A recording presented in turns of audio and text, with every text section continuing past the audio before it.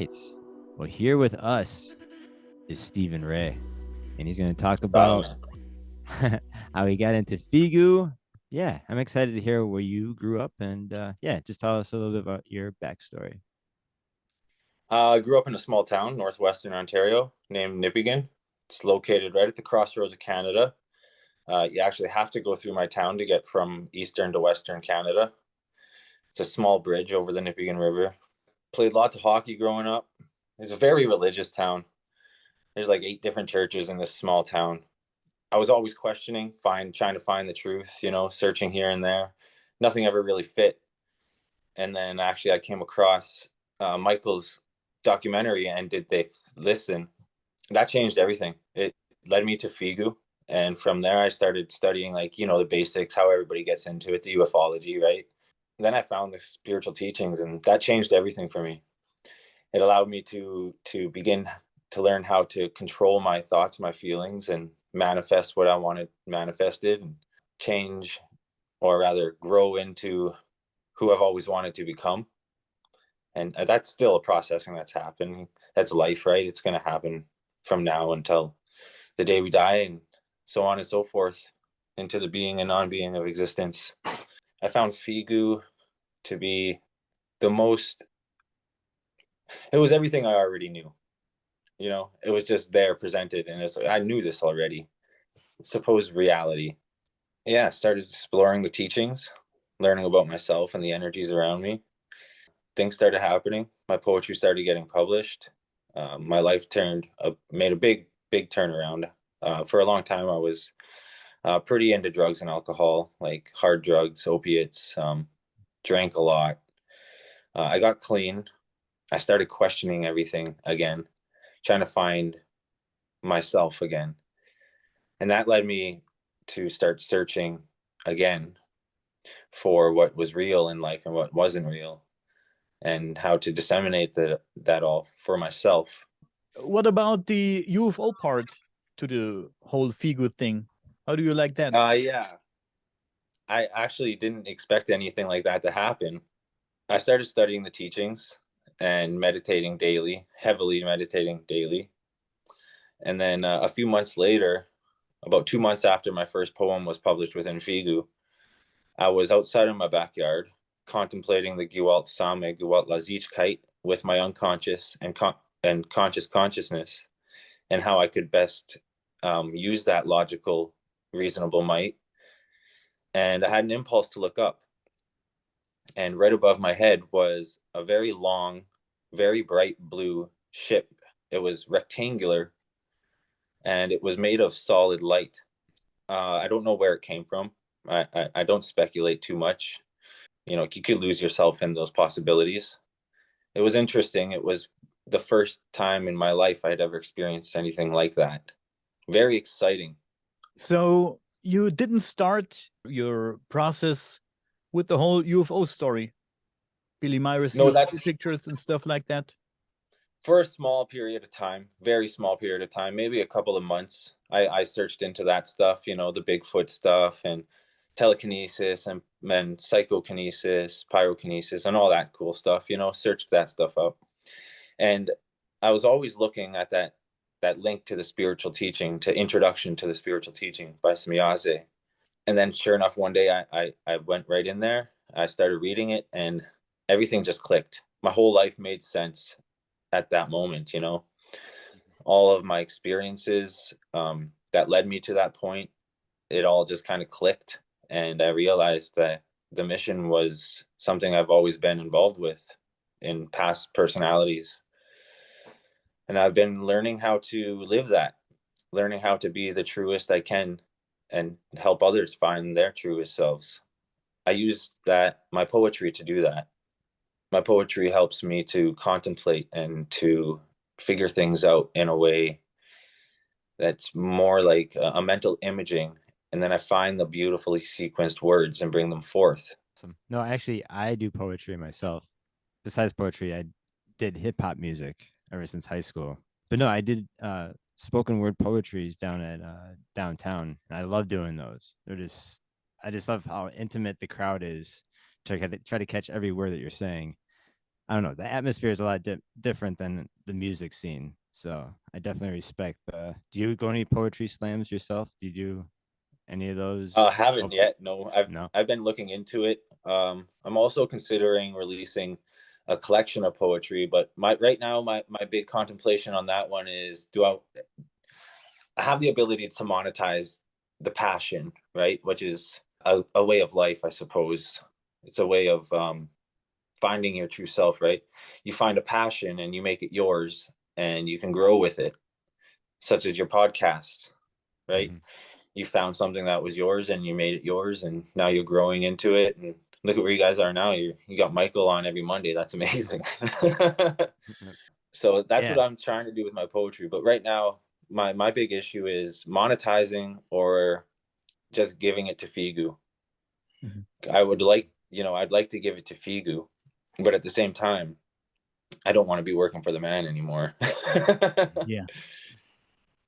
No, it's very interesting to hear people's journey to get into Figu, or how they stumble upon Billy's teachings and his sightings and the contacts. And I like the people around Billy, like Wendell Stevens. I'm like a big fan of Wendell Stevens. Like not just Billy's case, but other cases that Wendell has dabbled into, and collected thousands of photographs. And I just happen to have a good collection of photographs from his collection. Yeah, no, I just cherish those. So again, I feel like I'm kind of working in the his understudy almost. Kind of, You just ufology kind of get researcher, exactly, just kind of keep his legacy investigator, right? going, and kind of be the custodian to his photographs and stuff like that. So Well, the world needs people like you and I, right? Stephen, you are Native American, right? Correct.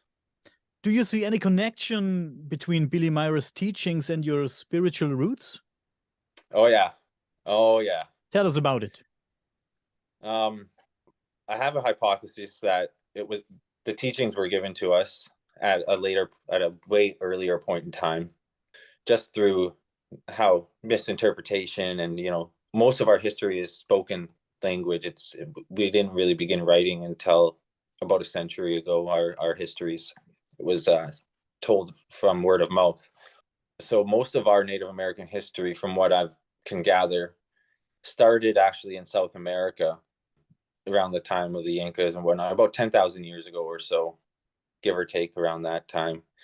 And if we study the teaching, it would be more around 13,500 years ago or so. There was two classes of people. There was a slave class and a master class. The slave class decided they didn't need the master class anymore, and they split off and started exploring North America. And over the course of time, we've spread out throughout Turtle Island, which would be North and South America. Our teachings sound very much like the spiritual teaching. We have the creator, which would be the creation, the energies of creation. And then we have the ancestors, which to me would be the storage banks. We associated these things with a deity, with a being rather than ourselves. That interpretation became more widespread than the original teaching itself. Kind of like how like Buddhism kind of evolved from Muhammad, right? Christianity from Emmanuel. It's all got its bits and truths in there. I feel like a lot of the things that we are taught in our culture, they just click with the teaching. Like it's to me the least washed version of the teaching that's been able to continue through time. Like our connection with the earth, our connections with the energies around us, how to interpret those energies. But then we have things like spirit guides and stuff like that, right? And the creator and our ancestors, which are just misinterpretations, I feel, that got lost in translation over time, from creation to creator. Ancestors being, again, our access to the overall consciousness block, the storage banks of the planet. And we have meditations. We have our sweat lodges and our sacred spiritual gatherings. I suppose if you want to call them that. Those are just native forms of meditation. They're forms of deep meditation and in prayer. We have shaking tents and rain dances, and these are people who have these energies, and they connect their energies with others. We actually influence the weather with things like the rain dance and the sun dance, and it's just a massive amount of energies being sent into the planet, and the planet responds. The misinterpretation there lies with, again, the creator acts with the creator speaking back with the people, whereas it's the people speaking with the energies, and the energies feeling that and reacting to that. Transceivers and receivers, right? Bioelectromagnetic energies. Yeah. Your connection with your culture is very deep. Yeah, not as deep as most, but I've been taught in the traditions for most of my life. I've followed them. I still go to powwows a lot. Yeah, I dance and I meditate and I pray, but I don't pray in the sense that I'm praying to an individual, an invisible being. For a long time I did, not to say I didn't, but it never really felt right, kind of like going to church and you're like, okay, what's going on here? There's something here, but it's not what it's supposed to be. Mhm. So that always kept me searching. But for sure, my traditions and my culture always felt like the most correct form of it to me, myself. But that's subjective, right? That's I suppose that would be subjective. I love the fact that I think a lot of Native Americans know more about the star people, and they keep it within themselves, as they should. I mean, like, Yeah. within their culture. Like, if you talk to your elders, they'll tell you some real shit. Like, Oh with yeah, this, I I've love. heard some stories of star people. No, I Sorry. love the Hope. No, that's right. I love the Hopi Indian story with the Kachinas when they Which is first that came one? down. That was I think that was in Arizona or New Mexico. I guess the tribe was lost out in the desert and they were starving.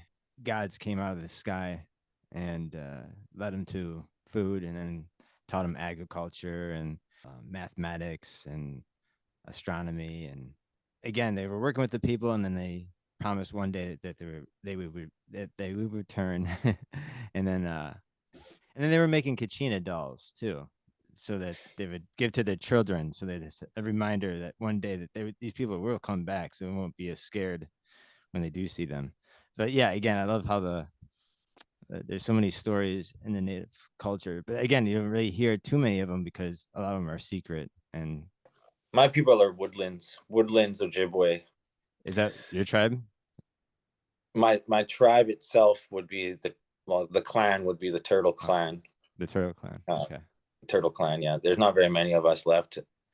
From word of mouth, from most Native American tribes, you would hear that we've gone extinct, but there's a small group of us left. There was a big war, an intertribal war back in the day, and the Bear Clan, I think, actually supposedly wiped us out, but that's false. We're still here. Well, that's amazing. Fortunately. Fortunately, very fortunately, yes. Yeah, Wow. you already told us about the ship you saw. Was Mhm. there any other sightings that you had? Yeah, I have one other one, and well, actually two. The third one, I'm not sure if it was if they were light beings or if they were. I'm not sure what they were, but I'll tell you about the second one, which is most certain. I was walking one day down the Nipigon nature trails by myself with my dog, and I was contemplating creation, the energy, myself, truth, love, knowledge, wisdom, and how I can best put that out into the world for the human beings of today, so they can live it, understand it and grasp it, and take it into themselves for themselves. I looked over, and there was a train going by, and I didn't think anything of it, until about 20 minutes later down my walk. I was walking down these tracks, and I realized there's no more tracks on this train track. These were taken out 20 some odd years ago. And then I realized that what I was witnessing was something from the past. It sounds a little bit, but that's what happened. And then as soon as I had comprehended that, 7 ships came out. They took their radiation screens off, or they popped into the reality of the present. They were silver bodied with black wings, and they were single occupancy airplane like crafts, but they were hovering. They flew in a very natural bird like formation, but very noticeably they were ships. They stayed above my head for about a minute or so, and then they turned their radiation screens back on, and that was it. That was a pretty wonderful experience for me. After much contemplation, I'm gonna have to say they're from the future. You know, I've looked up and tried to find images of these crafts, and the nearest one I have found was on a hieroglyph in Egypt. The one where there's helicopters and airplanes and UFOs, and I found one shaped and looked exactly like those 7 craft that I've seen. So that's what led me to believe they're from the future. They're future human beings. But that, you know, that's just a contemplation, and that's my best guess. In reality, I don't know. I can't say for sure. Very interesting. Yeah, it was a pretty wonderful experience. I never had an experience like that in my life until after finding the spiritual teachings and finding my way in it. And keep in mind, I've only been studying the teachings for a year now. I've only been aware of Billy Meyer for about a year and a half, but I've already found my life in it. I've been published within FIGU, and I intend to be. I'm not even a passive member yet. This is my life. I've found my home with these people, and you know, I'm exploring that now and learning who I am within that. At the very, very beginning stages of it, I mind you. I got a whole life ahead of me. I'm only a 31-year-old man, still young, still got a lot of life ahead. And but I do know it's going to be spent within FIGU and spreading the mission and trying to help these people here. It's something I've comprehended that I have been involved with for millennia. I'm just learning how to do it now in this personality.